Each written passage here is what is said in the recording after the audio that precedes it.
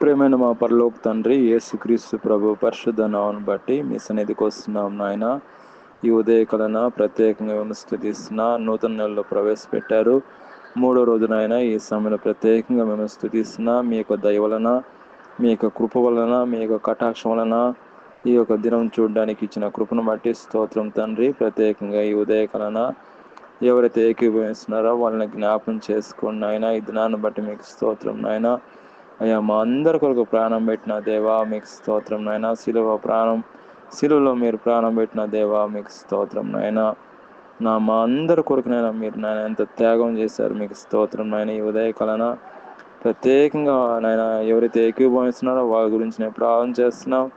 అయ్యా, ప్రతి ఒక్కరిని మీరు దీవించండి, ఆశ్రయించండి, కాపాడండి. రక్షణ లేని వారి కొరకు నేను భారంతో ప్రార్థన చేస్తున్నాను. రక్షణ దయచేయండి. ఎవరు కూడా నశించుకోవడానికి మీకు ఇష్టం లేదు ప్రభా. ప్రతి ఒక్కరిని మీరు దీవించండి, ఆశ్రయించండి, కాపాడండి. అనారోగ్యంతో ఉన్న వారికి స్వస్థత దయచేయండి. అదేవిధంగా ఆర్థిక ఇబ్బందులు ఉన్న వారికి ఆర్థికంగా బహుగా దీవించమని ప్రభువైన యేసుక్రీస్తునామములో ప్రార్థన చేస్తున్నాం తండ్రి. ఆమేన్.